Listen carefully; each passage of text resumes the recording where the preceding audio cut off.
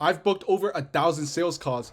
Here's what you need to know. Hey, hope you're doing well. My name is Jimmy Fung, and in today's video, I will be talking about what I have learned after taking over 1,000 sales calls for my own agency.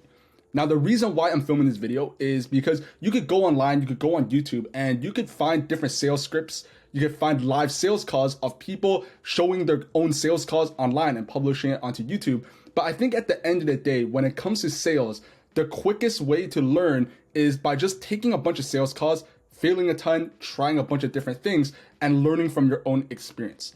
I know for myself, I grinded through a lot of YouTube videos talking about sales. I spent thousands of dollars on different sales courses and coaching programs, but at the end of the day, a lot of the things that I'm going to be sharing with you today is not things that people will share. These are personal experiences from what I have learned. So let's jump right into it, right? So now obviously, I have different videos on my YouTube channel where I break down sales calls, right? So this is a live sales call where I closed a $2,500 deal. This is a sales script. This is also another sales script. And you can go and watch those videos on your own or after you watch this video. But this video is going to be a little bit different. It's not a sales script. It's more so the intangibles that I have never seen anyone online talk about, right? This is what you will need to do. And if you understand all of these points, you will become very good at sales in a very short period of time, right? Because these are my own personal lessons, right? So before we jump into it, I want to first break down the sales process. Now, obviously, again, I'm not giving a script or anything like that. But when we look at how you want to take sales calls for your own agency, whether you're selling lead generation as a service, Facebook ads, email marketing, whatever it is that you're selling, there's a couple patterns in terms of phases, right? There's really only four patterns, four phases. The first phase is when you first jump onto the call, you want to obviously intro yourself, but the first thing you want to do is understand their business, understand what they sell, who they sell to, what industries are they in, what case studies do they have, right? And after you understand these things at a very high level, you then want to understand what their current sales process is. So if this applies, if you're selling lead generation services, but for example, you want to understand, okay, so you have a couple clients. How are you currently signing those clients and generating these sales opportunities right now? You want to understand what they're doing right now to generate sales calls and generate new clients. The reason why you want to do that is because that moves into the next phase of the sales call, which is the problem. You have to understand that in order to sell a service, sell something for thousands of dollars, people aren't just going to donate money. The reason why they're paying you thousands of dollars for your services, for your lead generation services, is because they have a very clear problem and they think you have a solution. They believe that by paying you thousands of dollars, $1,000, $2,000, $3,000, you will help them solve whatever problem it is that they're currently facing. So you need to understand what their current situation is. You need to understand how it's working. And based on that, there's a very strong chance if they're on the sales call because you're selling them lead generation as a service, they're on that sales call because they have a very clear problem that they just don't know how to solve. More likely than not, the problem is they don't have enough clients. What they're doing right now is not working that well, or they just don't have a predictable stream of sales opportunities and sales calls. So that's the problem. And you really have to understand what the problem is. So you should never, ever move on to the next phase of the sales process until you understand the problem. And if you can't realize what the problem is, so you're asking a bunch of questions and you come to the conclusion that everything they're doing is just working well. They say, yeah, Jimmy, I am getting great success with what I'm currently doing. I don't really have a problem. I don't need more sales calls. I don't have any of these issues. Then you shouldn't sell to them, right? Because there's nothing for you to sell. There's no solution that you can help them solve because they just don't have a problem. So make sure before you move on to the next part of the sales process, you identify the problem. And it's very important that you do this. After this, after you understand they have a problem, Jimmy, I have a problem. I don't have the amount of sales calls that I want. I'm not able to sign the clients that I want to, that I need to in order to make a certain amount of money. Awesome. The next part is more about qualifying your prospects, right? Qualifying the person you're on the sales call with. And this is something that I personally learned myself because in the beginning, when I first started taking sales calls, I would run through my 40 minute pitch only to hear an objection at the end. Oh, Jimmy, well, I think cold emails is spamming. I think cold emails is illegal. I want to talk to this person. I want to talk to my board members. I want to talk to my business partners. Or they'll say something like, yeah, Jimmy, this all sounds amazing, but I want to do this at the end of the quarter. I want to do this next quarter. I want to do this in 3 months, 4 months, 6 months. And if you're able to get in front of those objections, it will be a lot easier for you to sell. And which is exactly why all of these blue squares you see right now, the more qualifying questions, so that before you go and spend 20 minutes pitching them and selling them your service, you understand if this is something that can actually help them, and it makes sense for you to actually spend 20 minutes of your time to continue through the sales process. So the first qualifying question I always have, because I'm selling cold emails as a service, is I want to understand, what are your thoughts on cold emails, right? Maybe they tried cold emails, maybe they haven't, but what are your thoughts? And do you think that cold emails can work to generate sales opportunities for your business? And if you hear them say something like, no, well, I don't know if cold emails work. I don't think cold emails can work. I think cold emails is spamming. I think cold emails is illegal. Then I would just end the call right then and there, because if someone doesn't believe in the vehicle, then it's an uphill battle, and the chance of you closing a deal is slim to none, because they just don't believe in the process. So make sure you ask them on their thoughts on cold emails, and if they think that it could work for their business to help them achieve their goals. The next thing you want to ask is, let's assume that they believe that cold emails could work. The next logical question is to ask them, what would success look like for you? Well, obviously, John, you mentioned you believe that cold emails could work for your business. What does success look like? Obviously, we do cold emails as well. What does success look like? Is it 10 calls a month, 20 calls a month, 3 clients in the next 90 days? What does that kind of look like? And you want to understand for them what they're looking to achieve if you were to work with them. The next qualifying question is timelines. And this will remove the I need to think about it, or it will also remove the I want to do this in 3 months, 6 months, 12 months objection. You want to ask them, okay, John, so assuming everything that we share with you today, it makes sense and you see the value, are you looking to add cold emails into your business for your outreach ASAP? Do you want to spend a couple weeks, a couple months to just kind of think about it and organize your strategy? Or is it something where you're just kind of just looking around, talking with different people and exploring what's out there? And the reason why you want to ask this question is because if you hear them say, well, if it makes sense, I want to do this next month, then you know that no matter what you say, the chance of it closing is very, very low. And it's something that you want to re-explore in a month or 3 months. If they say we want to do this in 3 months, or if they say they're just looking around and talking with different people, you want to understand, again, back to this question, what does success look like for them? How would they choose a vendor? How would they decide which agency to work with? But ideally, what you're looking for when you ask the timeline qualifying question is you want to hear them say, well, Jimmy, if all of this sounds good, I want to add cold emails into my business ASAP. And the reason why is because I have sales targets that I need to meet, and I can't go 3 months not hitting those targets and just not generating any more sales opportunities. That's what you want to hear. And also, if you ask this question and they say they want to add this into business ASAP, at the end of the sales call, if you hear them say, I need to think about it, you could come back and say, wait a minute, John, earlier in our conversation, you mentioned that you want to do this ASAP. Has that changed? Was there a different priority? You want to ask these type of questions because it's a qualifying question and it allows you to get in front of the objections. Assuming they pass the qualifying test, assuming you feel like you can help them because they have a problem and they're somewhat qualified, the next step is to ask for permission to pitch. And this is one of the biggest things that I just didn't know when I was first taking my own sales calls, was I would just get into the pitch. The second I talk to them, I'll be like, okay, awesome, I think I can help you. Here's why, blah, blah, blah, blah, blah. And I will get into my pitch. But you never, ever want to do that. Before you pitch, you want to get their micro commitment and understand that they actually want you to sell to them. So I always ask something like this. So John, I'm very confident I can help you achieve your goals of signing 3 to 5 clients in the next 90 days. I'd love to walk you through a process step by step and give you a better idea as to what that could look like.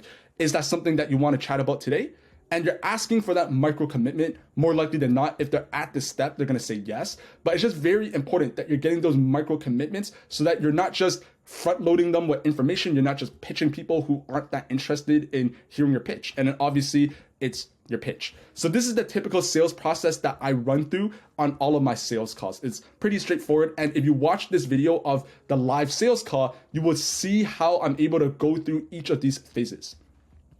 Now, jumping into some of the key lessons. And I guess this is kind of where the gem of this video is, because these are lessons that I personally learned that I've never seen anyone else talk about them. Like people might talk about things here and there, but for the most part, all of these lessons are my own, right? After just taking 1,000 sales calls, I just learned a lot of stuff, and that has allowed me to close deals at a relatively high closing rate now. So I think the first thing that you have to understand is if you're struggling with sales, what you need to focus on is getting more sales calls on your calendar, right? And this sounds pretty obvious, but it's the truth. And here's the reason why. Because if you suck at sales, you might not close a deal after taking 10 calls. But if you get 100 calls on your calendar, you will close a deal, right? The odds just work in your favor. The maths, basically, right? It just works in your favor. And on top of that, on top of the fact that if you're generating 100 sales calls, you will close one deal, is more about the mindset behind it. Because if you're struggling for sales calls and you only have one sales call a month, which is really, really low, you get kind of desperate. And on these sales calls, it becomes very clear that you're just really desperate and you end up hard pitching people or saying some really desperate things. But if you have a lot of sales calls, you have more of an abundance mindset, meaning on these sales calls, if you come to the conclusion that you just can't really help someone, help the prospect, you're open to just moving on. It comes back down to the qualifying questions, right? Because I have so many sales calls on my calendar, if I ask these qualifying questions in blue and I come to the conclusion that they don't want to move forward with this or they don't believe cold emails work, I'm happy to just drop the call. I'm happy to just say, hey, John, I don't think what we do is a good fit for now. Thanks for your time, right? I'm very happy to say that because I also understand that if one person doesn't buy from me, I have 4 other sales calls lined up on my calendar on the very same day. And it's just super, super powerful to have the abundance mindset, and you're also less emotional about it. So obviously, more sales calls will equals to more closes. Pretty basic math. I think if you're struggling with low show up rates, so let's say you are booking 10 sales calls on the calendar and you're getting 30 to 40% show up rates, which by the way is terrible. You should be always aiming for at least 70 to 80% show up rates, meaning if you book 10 calls on your calendar, 7 to 8 people will show up. Now, obviously, people flopping on your sales call, it's just a part of business. That's just what happens. But if you have a large amount of no-shows, there's really 3 reasons why. The first reason is because the prospect feels like you're gonna waste their time. People are busy, and if I know that talking with someone is going to just waste 30 minutes, 45 minutes of my time, then obviously I'm just going to no-show. So people will feel like they will no-show because they feel like you're wasting their time. Maybe people will feel like they just forgot, right? There's a chance that if I'm setting up a call a week from now on a Thursday, my days are very busy, my weeks are very busy. And if I don't see the calendar invite or I just forget about it, which actually happens, then obviously they're not gonna show up as well. Or the third reason why people will no-show is they feel sales pressure. They feel like the second they jump onto the call, you're just gonna aggressively pitch them, aggressively sell them. And the other thing is people don't like being sold to. They know they're being sold to, but they don't necessarily like that feeling. It's kind of like why car salespeople are always looked at as slimy, as greasy salespeople, because they operate with very high sales pressure, kind of coercing you, hard persuading you into buying their car. And people don't like that feeling. So if to solve these issues, I have kind of like solutions that I personally found inside my business. If to prevent people from feeling like you're wasting their time, what you need to do is get your VSL in front of them so that they understand exactly what the next steps are. They understand what you'll be talking with them about on the sales call so that they know it's not a waste of time. Lay out an agenda. To prevent people from forgetting that they booked a sales call with you, set up call reminders. It's very easy to do this using Calendly or whatever calendar software you're using. Set up email reminders. You could try setting up text reminders as well. There's a bunch of different reminders you can set up, or you could just email them right before the call. If you know that you have a sales call on Monday, maybe on Sunday evening, send them a quick email just to introduce yourself and remind them that you have a call with them on Monday. To reduce sales pressure, what you want to do is it comes back to the VSL, right? Inside your VSL, just establish clear next steps. Make a video that talks about what you'll be talking about on the call and what the typical client journey is if someone was to move forward and to work with you as your client. You can make a video being like, so if you're watching this video, thanks for watching this. It means you have a conversation set up with me. On this call, we will be talking about boom, boom, boom, boom, boom. You want to just lay out the agenda. So that's how you solve low show up rates.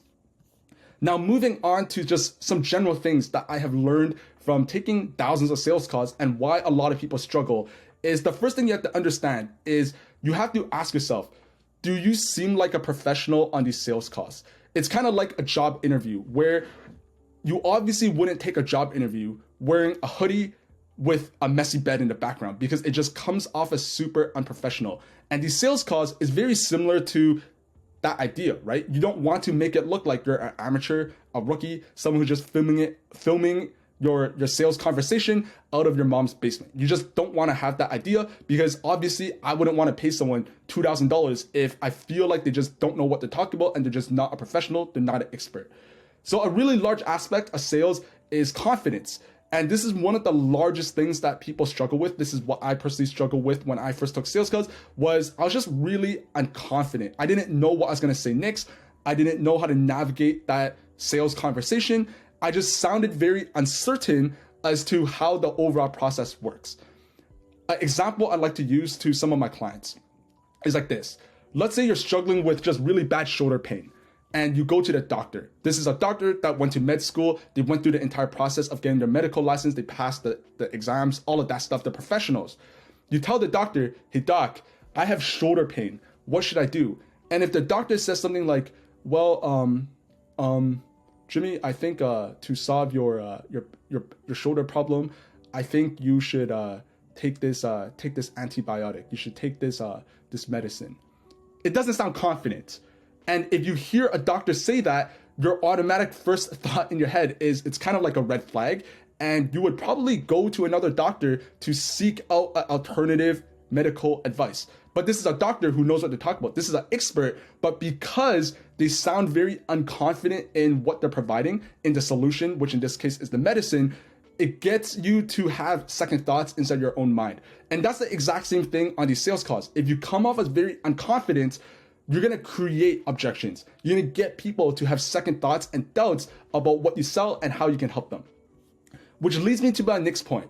One of the largest reasons why people sound very unconfident on their sales conversations is because they're just unfamiliar with their sales script. They don't know what to say next. They're asking these questions, the prospects are replying, and then in their mind, they're like, oh crap, what do I say next? And as a result, if you have that, it leads you to sounding very unconfident because you just don't know what to say next and how to carry on the conversation.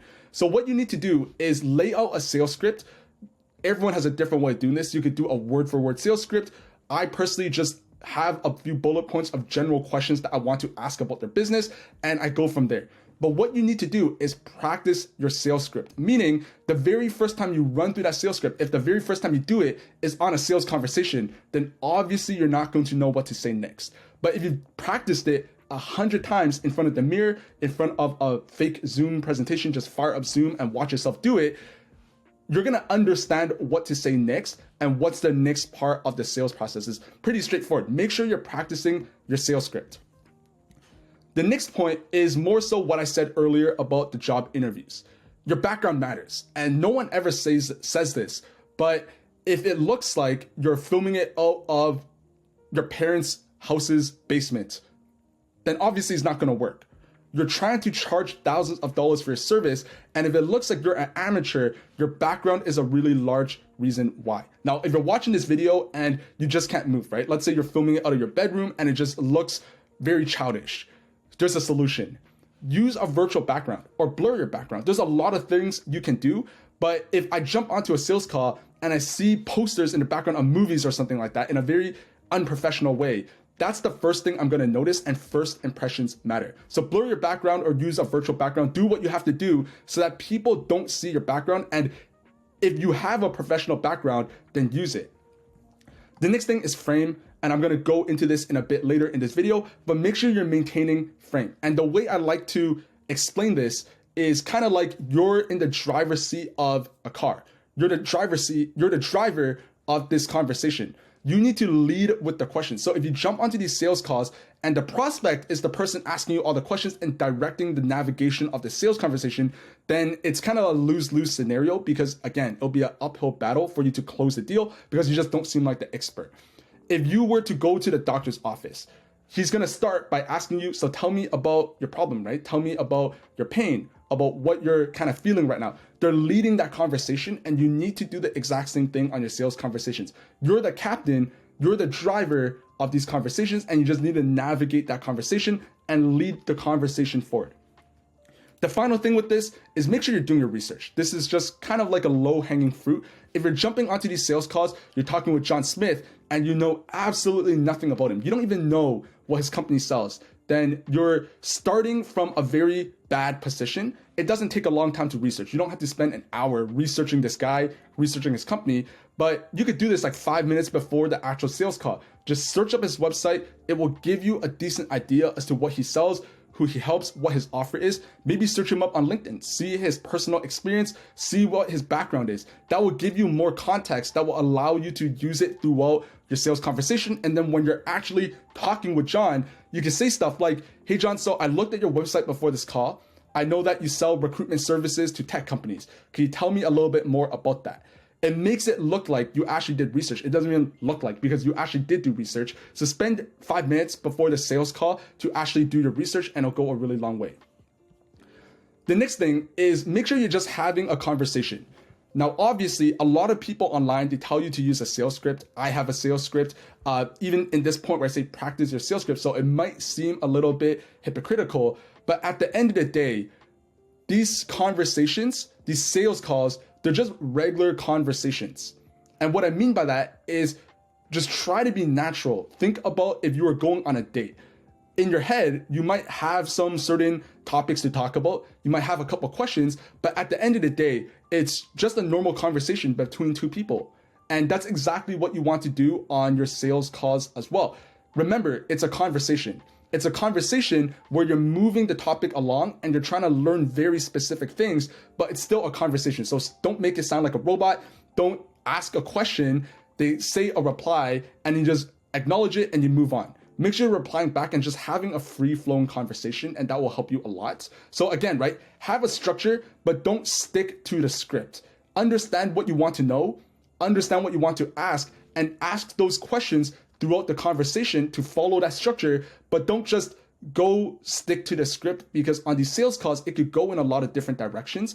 And if someone is talking about how they tried cold emails in the past, and then after they tell you that they tried cold emails in the past, your next thing is to ask them about, how many clients have you worked with so far? It doesn't really relate. If someone is telling you that they tried cold emails in the past, the next logical line of questioning is to ask them about the results. Ask them about, so you tried cold emails in the past, what happened? Why didn't it work? Why do you think it didn't work? What were some of those key factors? And that's a natural conversation rather than jumping across these different topics. And most importantly, remember, this is not an interview. It's not an interview where you're just asking questions, they're giving you an answer, you ask them another question, they give you another answer, you ask them another question. You don't want to just be bombarding your prospect with question after question after question after question. And this leads me back into the point of just having a conversation, because on a normal conversation, you will be asking questions, but you're not going to be asking question after question after question. You're going to ask a question, you're going to give you a reply, and you're going to build off of what they said to have a free-flowing conversation. So that's what you want to do. A really key lesson that I learned is more of a mindset shift, if anything. And that is, if people have booked a call with you, if they're having a Zoom conversation with you, they are there for a reason. Remember, people are busy. No one wants to just waste their time. They could be sleeping. They could be out for a walk. They could be out with their friends, their family, their kids, whatever the case is. So if they're jumping onto these sales calls with you, it's because they have a reason why. And depending on what you said to them to get them on the sales call, so if you're sending cold emails or you're running ads, whatever the case is, it's very likely they booked a call with you and they're on that Zoom conversation with you to talk about what you talked about in your cold email or in your ad. But remember, they are there for a reason. They're not there to just kick around and just waste their own time. Which leads me to the next point, which is you need to understand the problem. So in order to sell effectively, again, right, the only reason why people buy is because they have a problem with what they're doing right now, and they believe that you have the solution that is worth paying for.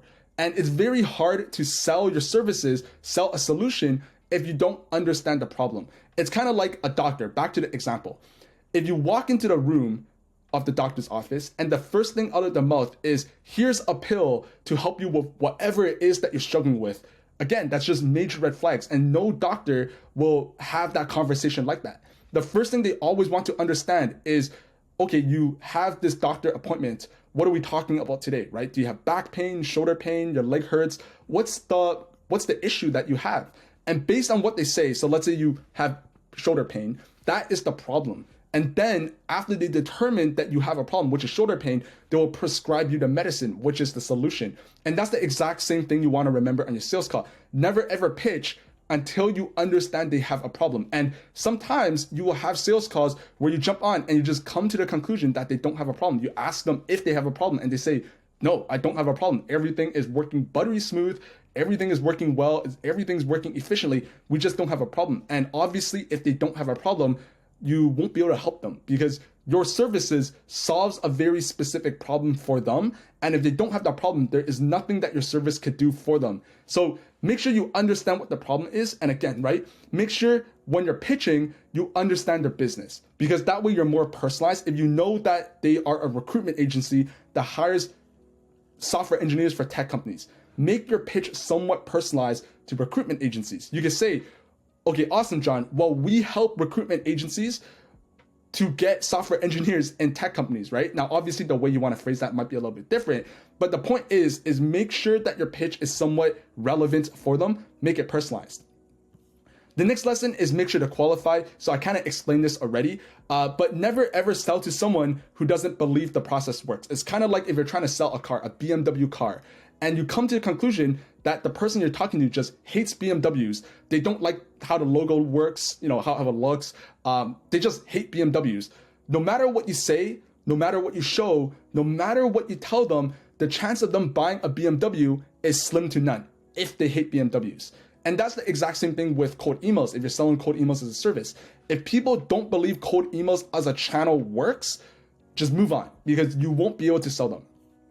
Never ever sell to non-decision makers. And this was one of the largest mistakes I made. Was I would jump onto these sales calls, I would go through my 30-40 minute pitch, and at the end they'll say, well, I'm a marketing manager and I need to run this through my manager. I need to run this through my boss.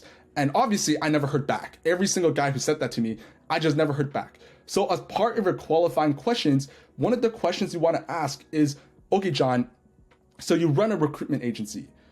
Out of curiosity, do you manage and overlook sales and marketing, or do you have someone else who does that? Do you have a business partner? Do you have someone else on your team who just manages this on a day-to-day basis? And that's the exact qualifying question I ask. And if they reply back and they say, oh yeah, I have a business partner who manages this, I have a chief sales officer, then I'm gonna ask them, sure, so why don't we do this? I'm going to, for the remainder of this conversation, I'm going to learn a little bit more about your business. And why don't we set up a second call later this week with your chief sales officer where we could run through this process step by step. And the reason why is because if you're able to say that and qualify them and know right away that you're not talking to the decision maker, you going through a 20-minute pitch, no matter how good it is, they're just not going to close anyways because they're just not decision makers. So never ever sell to people who are not decision makers.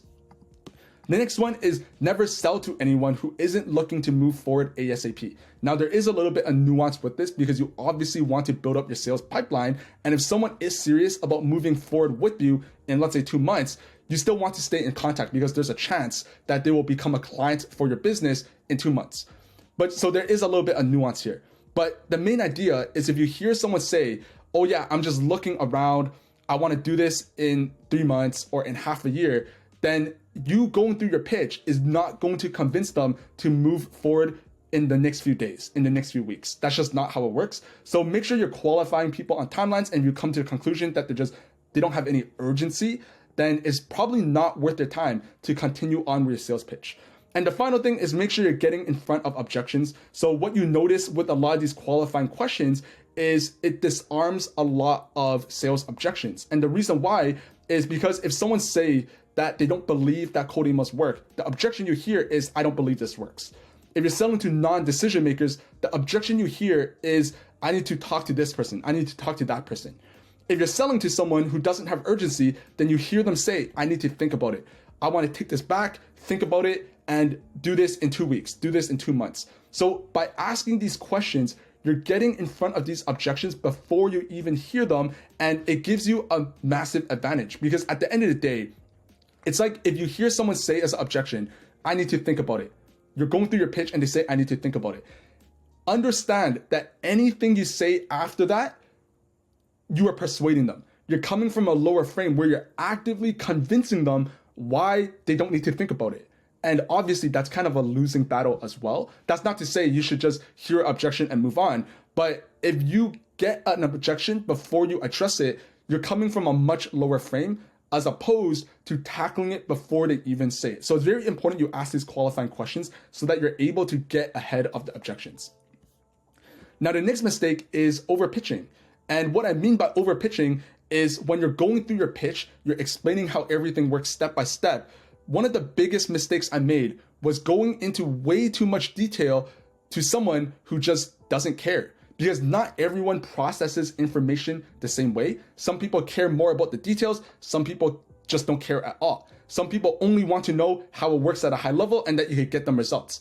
And if you go into a ton of detail and just explain how everything works step by step and spend 30 minutes explaining your process to someone who just doesn't care, what will happen is you will lose their attention, you will bore them to death, and they're not gonna close because you just lost their attention after the first 2 minutes of you just running through your process and they just don't care. So make sure you're not over pitching. One of the biggest things I started doing inside my own sales process is I stopped using slide decks. So whenever I first get into the pitch, I run over how everything works at a super high level. I spend 3 to 4 minutes just explaining how everything works. And then I stop and ask them, so John, I know I just ran through how everything works at a high level. I know I didn't go into that much detail. What questions do you have about the process, about how everything works specifically? And best believe that if someone actually do care about the details, they're gonna ask you, they're gonna be like, can you tell me a little bit more about how you get leads lists? Can you tell me a little bit more about how you set up the email accounts? How many emails are you sending? If people care about the details, they will ask you for those details. But if you just lead the conversation forward, talking about how many emails you're sending, about how awesome your service is, all the individual features, if they don't care, you saying it is not going to get them to care.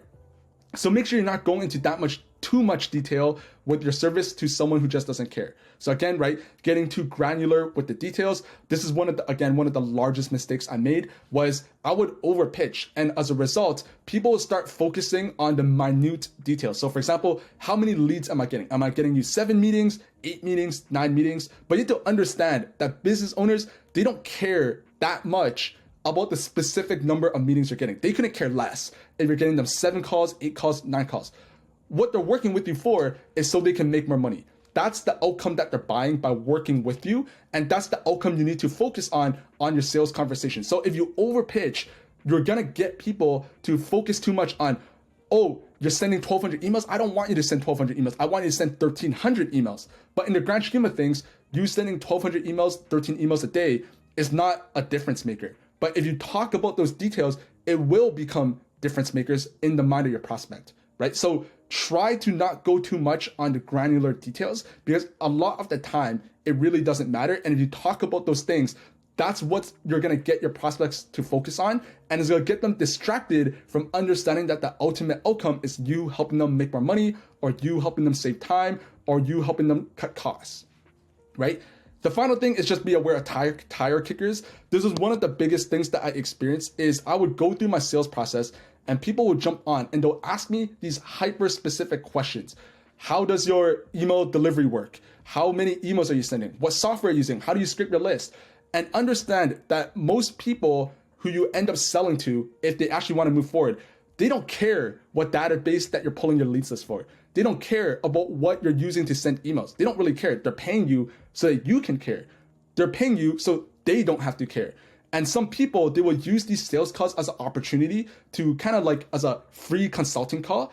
And it's very easy to determine after you just take a lot of sales calls is a lot of the times is if people are asking just really specific questions in just a lot of detail, the chance of them closing is kind of low. And the only reason they're asking you those type of questions is because they have no intention of paying you. They have no intention in working with you, and they're asking you these questions because they want to then go and do it themselves. So just be aware of tire kickers because it's just gonna drain your time and it's gonna drain your energy. Moving on to the next key lesson, and that is charging too low. So I think the biggest issue with the online space, with YouTube channels, and I kind of do this as well, is you watch a YouTube video and you see a guy say he charged $5,000 for a service, and then you immediately think you are able to charge $5,000, or you hear someone charge $500 and you automatically charge $500 as well. And even though it is good because it shows you what's possible, I think the downside to this is it puts you in a state of comparison. And right before I filmed this video, I was actually doing a consulting call with one of my clients, and this is exactly what I told him as well. You get into the habit of comparing yourself. You see someone, you close a deal for $2,000, and 30 minutes later, you find out someone closed a deal for $3,000, and in your mind, you're now mentally kicking yourself because you're like, shit, I could have charged $1,000 more for the exact same service. And it makes you feel not that good. But that's one of the largest issues with kind of just the online space, because you have to understand that pricing is a perception of value. Someone who could sell a cold email service for $500, they could easily sell it for $2,000 to the same people. And the reason why someone's able to charge $2,000 versus $500 is the perceived value of what they're doing is just much higher. And that leads me to all the other points I talk about, how professional you are, how confident you are. If you have case studies, obviously, if you have case studies, it's a lot easier to charge a higher number. But more importantly, is the desired outcome. If people understand that by working with you, by paying you $2,000, they're going to make $20,000. Obviously, they're going to be happy to pay you $2,000, right? Because pricing is a perception of value. One of the biggest lessons that I learned is as you're going through your sales conversations, at the end of it, especially if you're going for one call closes, anything other than a yes is a no. So if you go through your sales conversation and you hear people say, well, Jimmy, this sounds amazing. I love this process. Can you send me a proposal? That's a no. If you hear people say, I need to run it by the board, that's a no. And the reason why is because on the sales conversation, you should be running through your process. If they're unclear as to how everything works, if they have a question about the process, you need to address it right then and there. And you sending a proposal is not going to address those issues. When I first started taking sales calls, I would hear, send me a proposal, and I would spend 20 minutes after that sales call crafting a very nice proposal, and I'll send it to them. And guess what? I don't think I have ever closed a single person who said, send me a proposal. So now the way I go about it with my sales calls is at the end of that conversation, anything other than a yes, let's move forward. Yes, what are the next steps? I just take it as a no and I move on with my day and I go on to my other 3 sales calls. And that leads me back to the point of making sure that you have a large amount of call volume. So these are kind of the key lessons. I also wanted just to include a little section about understanding why reasons why people won't buy from you. If you're going through your pitch, you're selling your services, how come people won't buy? And the largest reason is uncertainty. And when it comes to uncertainty, there's 2 types of uncertainty. The first one is people are uncertain about the process. So they're uncertain that cold emails as a vehicle, cold emails as a channel will work for their business. The second type of uncertainty is uncertainty in you. And both of these forms 2 types of uncertainties, there's different ways to address it. If they're uncertain about the process, it means they just don't understand how everything works, or they don't believe cold emails work. But obviously, since you're qualifying them, you will be only talking with people who believe that cold emails work for their business, that will help them get to their desired result. But if they're still uncertain about the process, what that means is they just don't know what you do step by step. It means that you fumbled your pitch, basically, and you never hit on the key points that they're looking for when you were pitching them your services. So what you need to do is you need to understand what the gaps of their knowledge is and address those concerns on the sales calls. You might want to walk them through your client journey. So you say something like, sure, John, so typically when we sign a client, the very first step is the onboarding process. After the onboarding process, that's where we understand your business. We then go and set up these email accounts, blah, blah, blah, blah, blah. You want to walk them through your client journey so they have a very clear picture of if they were to pay you money and if they were to get started and work with you, what would be the next steps clearly. So that's your client journey. And the best thing you could do is address these in your VSLs. So on your video sales letters, make sure you're addressing these. So if a lot of people on your sales calls are saying they don't understand your process, take that as a hint to go and redo your VSL and make your process a little bit more clear. So that's how you would address uncertainty in the process. To address uncertainty in you, this is a whole other thing. It means that you probably didn't inspire confidence in working with you. They believe in the process, but they don't believe that you're the right person to run this process for them. So what that probably meant is maybe you weren't asking the smartest questions. Maybe you didn't come off as professional. Maybe you sounded very unconfident. And all three of these things will lead to uncertainty in you as the service provider, right? They're going to be asking themselves, are you the right person to run the system for them, right? And a really large aspect from what I found is confidence. They're just not confident in you. And this is why having confidence on a sales call is just super important, because at the end of the day, yes, you're selling cold emails, but what you're also selling is confidence that they'll get to the desired outcome. And if you're not able to share that confidence because you just sound super uncertain or super unconfident, it's obviously not going to work. Another way to really address uncertainty in you is your VSL, because maybe they just don't believe you know what you're talking about. They don't believe you're the expert. You have zero credibility. And if you have a lot of content talking about cold emails, if you're selling cold emails as a service, it automatically makes you seem more like an expert. So make sure you're addressing that in your VSLs. Make sure you're addressing that in the type of content that you're posting online about your business. And finally, the final thing I wanted to share with you in today's video is sales objections, because you could go through all of this process, you keep everything I shared with you today in mind, but you still will get sales objections. And I want to show you exactly how you want to address it. So at the end of the day, there's really only a couple objections that you will hear. And if you qualify them correctly, realistically, there's only a couple few. So for example, if you hear price objection, that's probably one of the larger objections you will hear if you run through this process correctly and disqualify people who don't have urgency or disqualify people who aren't decision makers. You might go through your pitch, you're gonna tell them, well, John, our services is $2,500. And they're gonna say, well, this sounds a little bit expensive, or that's just way too high of a price. That's a pricing objection. And what you wanna do when you hear pricing objections is the only way to disarm it is by using logic. You're not able to overcome that objection with emotions and just sounding confident, because that's more of a logical numbers thing. The numbers just don't work. What you want to do is use logic to disarm them. Show them a clear ROI. On Zoom, you can open up a whiteboard, just lay it out. Just be like, sure, John, so our services cost $2,500. Out of curiosity, if you were to sign one client, what's your lifetime value? Oh, you make $25,000 for one client? Okay, how many sales calls do you think you need in order to sign one client? Oh, you think you need 5 sales calls? Okay, awesome. So if we were able to get you 5 sales calls, you're gonna close one client.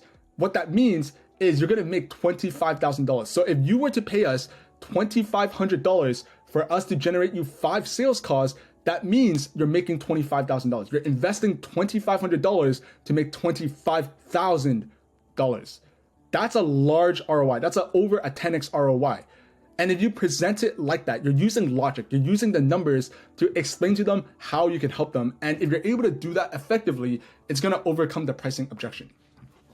The next objection you get is, I need to think about it. Now, again, if you qualify correctly, the chance of you hearing this is very low, but you still might hear it.